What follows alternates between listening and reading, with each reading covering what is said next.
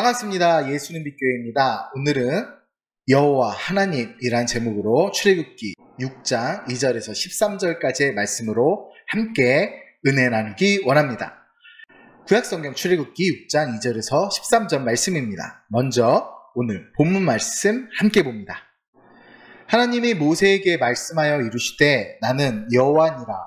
내가 아브라함과 이삭과 야곱에게 전능의 하나님으로 나타났으나 나의 이름을 여호와로는 그들에게 알리지 아니하였고 가나안 땅 곧 그들이 거류하는 땅을 그들에게 주기로 그들과 언약하였더니 이제 애굽 사람이 종으로 삼은 이스라엘 자손의 신음소리를 내가 듣고 나의 언약을 기억하노라.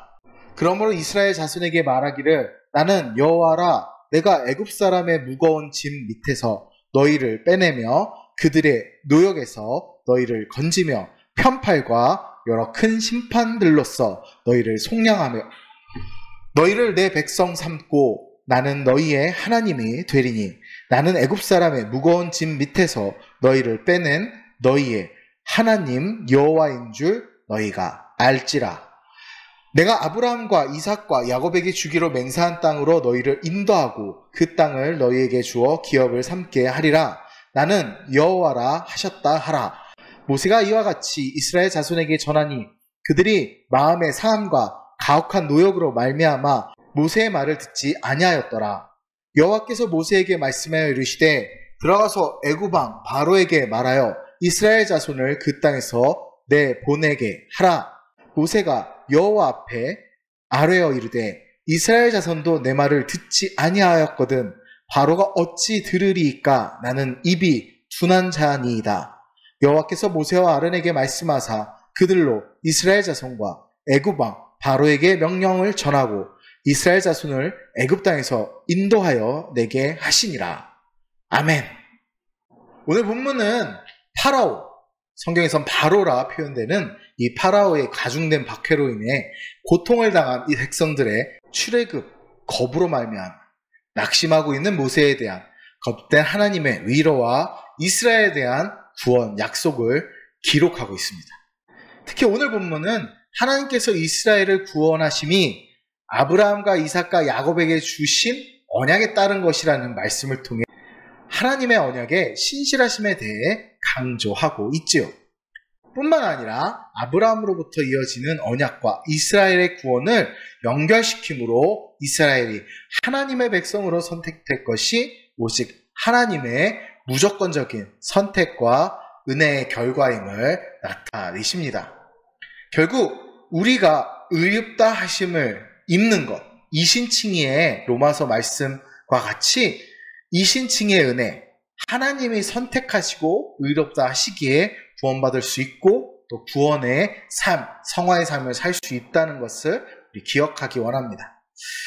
모세는 하나님 말씀에 순종했는데 오히려 그 때문에 이스라엘 백성은 더 혹독한 상황으로 오늘 본문에서 내몰린 듯합니다. 보통 사람들은 이럴 때 외부에서 문제를 해결하려고 동분서주합니다.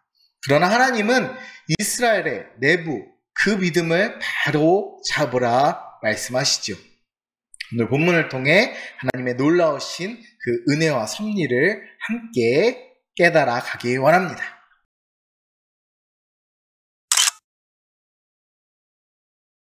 2절에서 8절은 아주 정교하게 기록된 선언문입니다.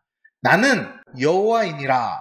히브리어로 아니 예흐아라는 말이 시작과 그리고 가운데 2절 하반절과 6절 상반절에 그리고 마지막 8절 하반절에 있으며 가운데 나는 여호와 이 선언을 중심으로 서로 교차 대꾸를 이룹니다. 1인칭 대명사인 아니, 이 아니가 본문과 같이 독립된 형태로 나올 때는 명사절의 주어로서 그 말을 하는 화자를 가리키는 대명사로 쓰입니다. 이때 이 대명사는 강조의 역할을 하여 다름 아닌 바로 내가 란 의미를 내포하게 되죠. 또한 여호와라는 그 이름의 뜻은 스스로 있는 자라는 뜻으로 이는 홀로 완전하시어 다른 무엇에 의해서가 아니라 스스로 계신 자존자 하나님을 뜻하는 뜻입니다. 이는 출애굽기 3장 14절에서 나는 스스로 있는 자니라 라고 말씀하신 부분과 연결되는 부분이지요.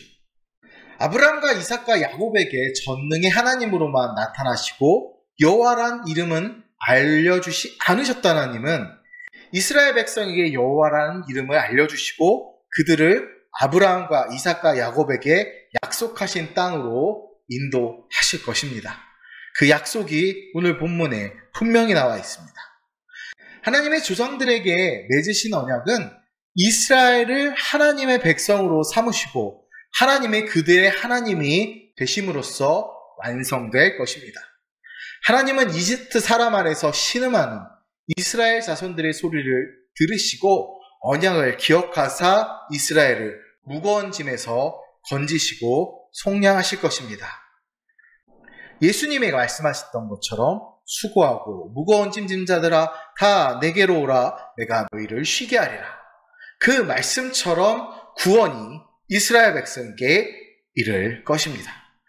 하나님은 이삭의 선언을 통해 여호와라는 하나님의 이름을 걸고 이스라엘 조상들과 맺으신 언약을 이행하실 것임을 엄숙히 맹세하십니다. 그리고 선언하시죠. 이스라엘은 하나님께 보증수표를 받은 것이나 다름없었습니다. 고대 이스라엘 고대 근동에서는 신의 이름을 함부로 입에 올릴 수 없었기에 그 이름을 주셨다는 것은 굉장히 강력한 언약의 징표입니다. 그런데 이런 은혜는 지금 우리에게도 주어졌으며 그 사본들이 우리 손안에 또 스마트폰 안에 컴퓨터 화면 안에 존재합니다. 우리는 이 책을 성경이라고 이야기하죠. 하나님이 주 예수 그리스도를 통해 우리를 구원하시고 영원한 생명을 얻게 하시겠다는 엄숙한 약속 앞에서 우리는 기뻐하지 않을 수 없습니다. 우리는 하나님이 당신의 이름을 걸고 주신 이 약속들을 무엇보다 귀하게 여겨야 합니다.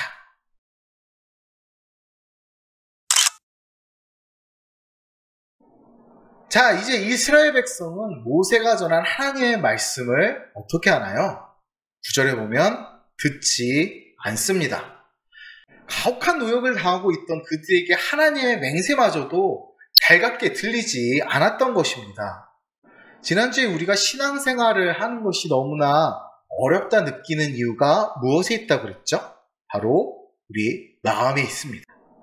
9절에서 말씀하시듯 마음의 상함과 가혹한 노역을 당한 이스라엘이었습니다. 여기서 가혹함이라는 원어는 사실 원형으로 보면 완악하다라는 의미로 여러 번 사용됐습니다. 곧 이스라엘 백성이 이런 가혹한 현실에 본문이 있는 출애굽기 32장, 신명기 10장, 사사기와 열왕기 하등에서 사용된 완악한 백성의 의미를 이어서 그들의 마음 역시도 가혹한 그 상황에 완악한 마음을 갖게 되었다는 의미를 내포하고 있는 것입니다. 백성들과 마찬가지로 사실 낙담한 것은 모세도 마찬가지였습니다. 출애굽기 4장 10절을 보면 이렇게 말씀하십니다. 모세가 여호와께 아뢰되 오 주여 나는 본래 말을 하지 못하는 자니이다. 주께서 주의 종에게 명령하신 후에도 역시 그러하니 나는 입이 뻣뻣하고 혀가 둔한 자니이다. 아멘. 모세의 자신감 없음이 나타나지요. 모세의 핑계입니다. 오늘 본문에서 모세는 이 호렙산에서 하나님을 처음 만났을 때 했던 핑계를 반복합니다.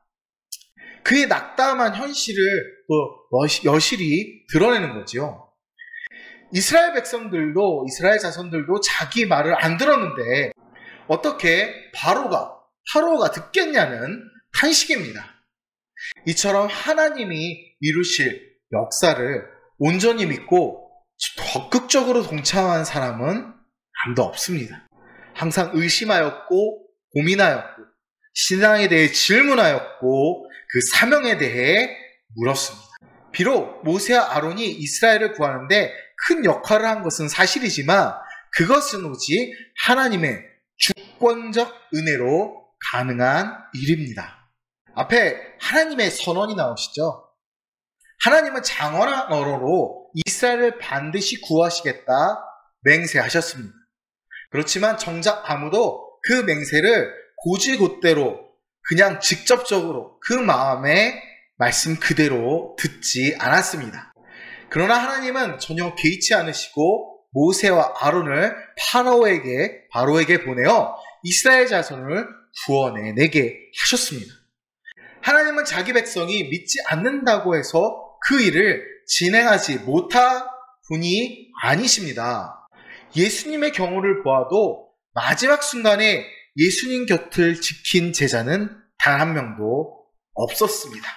그러나 예수님은 십자가 사역을 계속해서 나아가셨고 진행하셨고 결국 구원의 역사를 이루셨습니다. 이처럼 우리는 하나님의 주권적 은혜가 아니었으면 구원의 은혜를 알지도 못했을 자임을 인정해야 합니다. 우리의 힘도 우리의 능도 아닌 오직 하나님의 영, 하나님의 능력으로 우리는 나아갈 수 있습니다.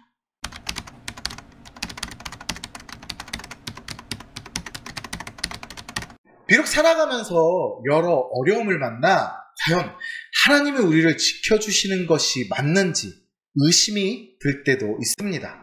하지만 말씀 위에 선 자들에게는 하나님의 주권적 은혜가 임하기 마련입니다.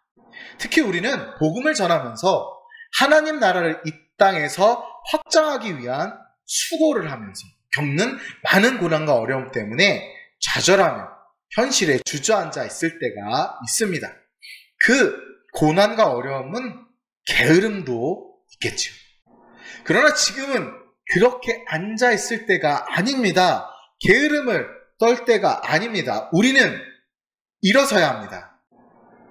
다시 한번 하나님의 일을 위해 최선을 다하여 세상의 악한 세력들과 싸워야 할 때입니다.